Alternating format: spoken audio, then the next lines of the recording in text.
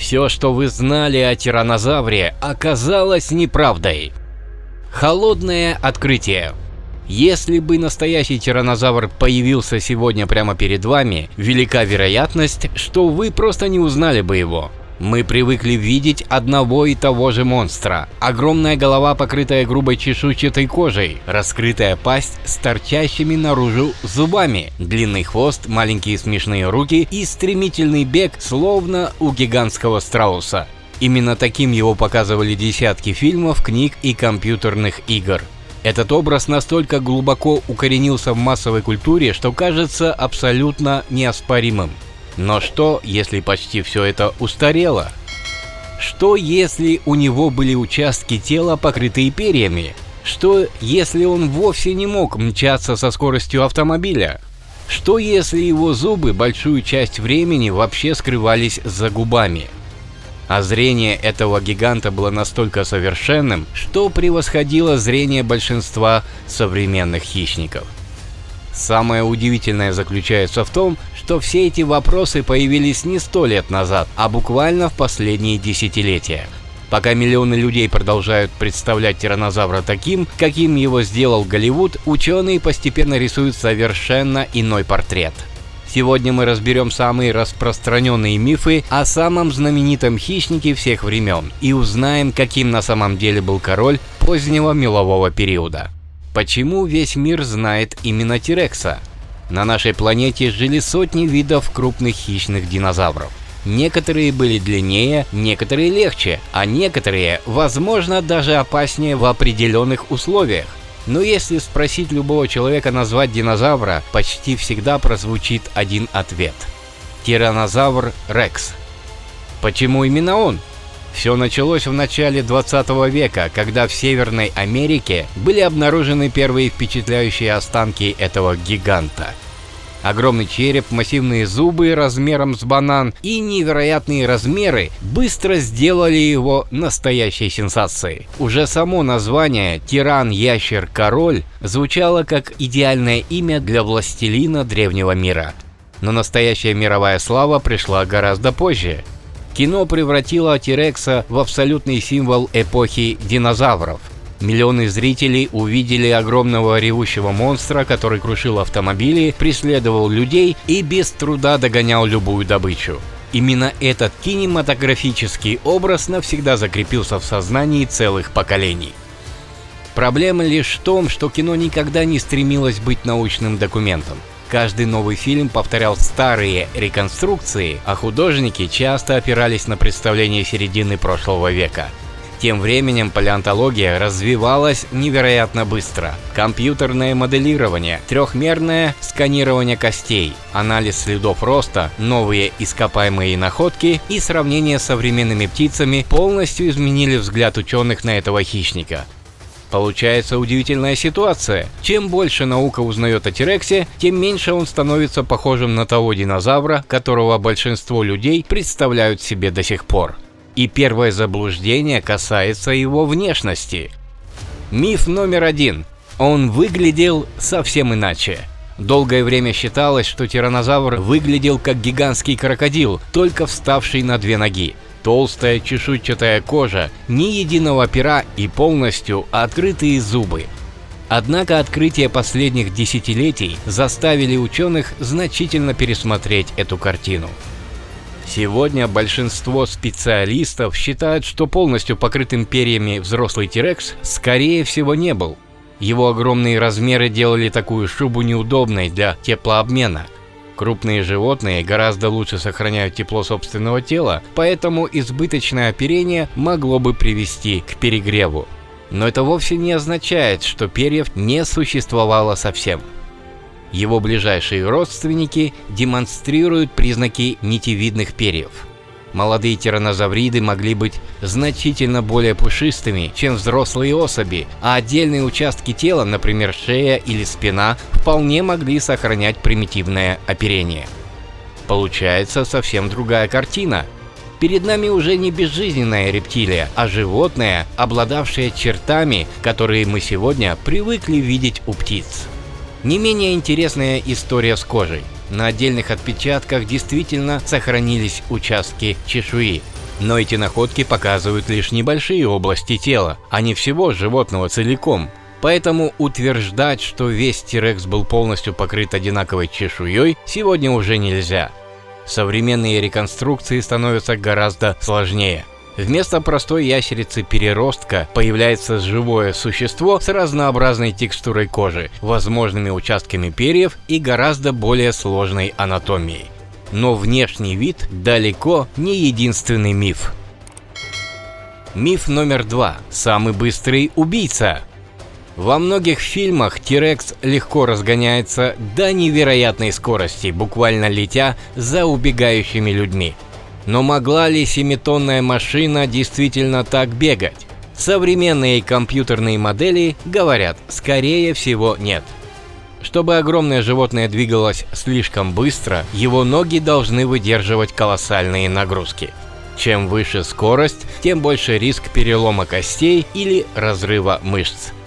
Биомеханические расчеты показывают, что безопасная максимальная скорость T-Rex, вероятно, составляла около 20-30 км в час. На первый взгляд кажется, что это немного, однако стоит вспомнить, что большинство крупных травоядных динозавров тоже не были спринтерами. Огромные гадрозавры, цератопсы и молодые зауроподы не могли бесконечно убегать от столь массивного хищника. Кроме того, T-Rex'у вовсе не обязательно было участвовать в долгих погонях. Он мог использовать засаду, внезапную атаку и невероятную силу первого удара. Иногда достаточно одного точного броска, чтобы охота закончилась за несколько секунд. Миф номер 3. Его маленькие руки были бесполезны. Наверное, нет другой части тела T-Rex, над которой шутили бы чаще. Его передние конечности действительно выглядят крошечными по сравнению с огромной головой. Из-за этого долгое время считалось, что они вообще не имели никакого назначения. Но это далеко не так. Несмотря на небольшую длину, руки были чрезвычайно мощными. Каждая из них обладала развитой мускулатурой и могла выдерживать весьма серьезную нагрузку. По некоторым оценкам, одна конечность могла поднимать несколько сотен килограммов. Для чего они использовались? Точного ответа пока нет. Одни ученые считают, что руки помогали удерживать добычу в момент укуса. Другие предполагают, что они использовались при подъеме тела с земли. Есть и версии, что конечности играли роль во время внутривидовых поединков или спаривания. Самое интересное заключается в том, что окончательного ответа до сих пор не существует. И именно это делает науку такой увлекательной. Даже спустя более 100 лет после открытия T-Rex мы продолжаем спорить о функциях одной из самых известных частей его тела. Миф номер 4. Самое совершенное оружие природы. Но если руки тираннозавра до сих пор вызывают споры, то в одном ученые практически единодушны. Главным оружием этого хищника были вовсе не когти и даже не размеры. Настоящим кошмаром его жертв была пасть. Представьте себе череп длиной почти 1,5 метра. Огромные мышцы, занимавшие значительную часть головы, приводили в движение челюсти с такой силой, какой не обладает ни одно современное наземное животное. По современным оценкам, сила укуса тираннозавра могла превышать 35-50 тысяч ньютонов. Для сравнения, у современного льва она примерно в несколько раз меньше. А даже знаменитый морской крокодил, считающийся рекордсменом среди современных животных, уступает древнему гиганту. Но удивительна была не только сила. Зубы T-Rex совсем не напоминали длинные кинжалы, которыми принято изображать их в кино. Они были невероятно толстыми, прочными и слегка напоминали железнодорожные костыли. Их главная задача заключалась не в том, чтобы разрезать плоть. Они дробили. Когда тираннозавр смыкал челюсти, под его зубами ломались не только мышцы и сухожилия, но и самые прочные кости. Многие найденные сегодня окаменелости сохранили глубокие следы его укусов. На некоторых костях видны целые ряды пробоин, оставленных зубами, а отдельные фрагменты буквально расколотые пополам. Для большинства современных хищников кости являются препятствием. Волки, львы и тигры стараются добраться до мягких тканей, оставляя значительную часть скелета падальщикам. T-Rex действовал иначе. Он превращал кости в источник пищи. Раздробленные фрагменты попадали в желудок вместе с костным мозгом, богатым жирами и минералами. Благодаря этому хищник извлекал максимум энергии из каждой добычи. Есть еще одна интересная деталь. На некоторых окаменелостях ученые обнаружили полностью зажившие следы укусов тираннозавра. Это означает, что его жертвы иногда выживали после первой атаки. Представьте силу укуса, способного пробить толстую кость, и одновременно живучесть животных, которым удавалось пережить подобное нападение. Все это делает T-Rex не просто крупным хищником, а настоящей биологической машиной для разрушения. Однако даже такое оружие было бы бесполезным, если бы охотник не мог вовремя обнаружить добычу. И здесь нас ждет еще один миф. Миф номер 5. Настоящий король зрения. Многие помнят знаменитую сцену из фильма, где человеку советуют замереть, потому что тираннозавр якобы замечает только объекты, которые двигаются. Это один из самых известных мифов о динозаврах. На самом деле нет никаких научных оснований считать, что зрение T-Rex работало подобным образом. Более того, современные исследования показывают прямо противоположное. Глаза тираннозавра были направлены вперед значительно сильнее, чем у большинства других тероподов. Это обеспечивало широкую область бинокулярного зрения. Именно такую систему используют современные орлы, совы и люди для точной оценки расстояния. Для хищника это огромное преимущество. Он мог невероятно точно определять положение добычи даже на значительном расстоянии. Но зрение было лишь частью его сенсорной системы. Не менее впечатляющим было обоняние. Полости внутри черепа, отвечающие за обработку запахов, были необычайно крупными. Некоторые исследователи предполагают, что по чувствительности нюха T-Rex мог превосходить большинство современных наземных животных. Это означало, что он чувствовал запах падали за многие километры и легко находил раненую добычу. Добавьте к этому хороший слух.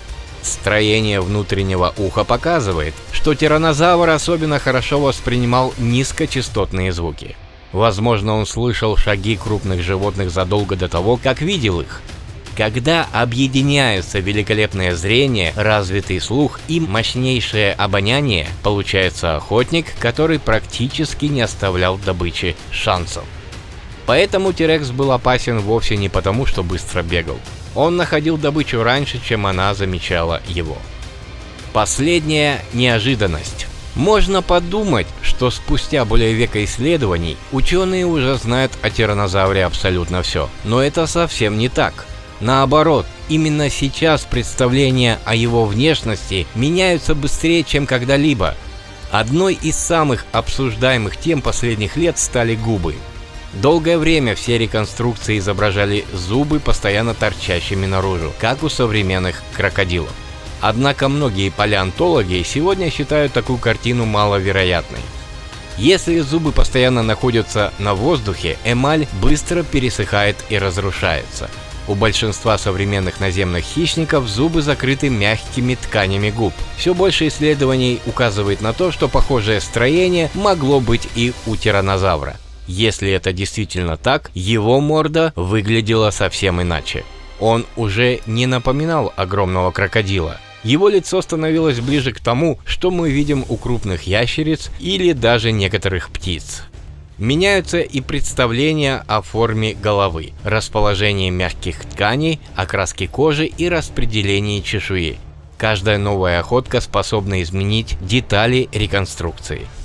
Именно поэтому изображения T-Rex в научных музеях сегодня отличаются от тех, что создавались всего 20 лет назад. Самое удивительное заключается в том, что это не признак ошибок науки. Это признак ее развития. Каждое новое открытие делает древнего гиганта немного реальнее. Мы словно постепенно снимаем слой за слоем художественные фантазии прошлого и впервые начинаем видеть настоящего тираннозавра. Финал. В начале этого выпуска мы задали простой вопрос. Узнали бы вы настоящего тираннозавра, если бы встретили его сегодня? Теперь ответ уже не кажется очевидным. Перед нами вовсе не тот бездумный монстр, которого десятилетиями показывали фильмы. Это было сложное, прекрасно приспособленное животное, огромный хищник с невероятно мощным укусом, выдающимся зрением, тонким обонянием и телом, которое продолжает удивлять ученых даже спустя более 100 лет после его открытия. И, возможно, самое интересное заключается в том, что окончательного портрета тираннозавра до сих пор не существует. Каждая новая экспедиция, каждая найденная кость и каждое новое исследование могут изменить наше представление о самом знаменитом динозавре планеты. Получается удивительный парадокс. Сегодня известный динозавр оказался одним из самых неправильно понятых животных в истории науки. И если вершина эпохи динозавров до сих пор столько загадок, представьте, насколько невероятным был мир, существовавший задолго до появления самого первого T-Rex. Если вам понравился выпуск, поддержите видео лайком, подпишитесь на канал и обязательно напишите в комментариях, какой миф о тираннозавре удивил вас больше всего. Впереди нас ждет еще множество путешествий в самые невероятные эпохи истории нашей планеты.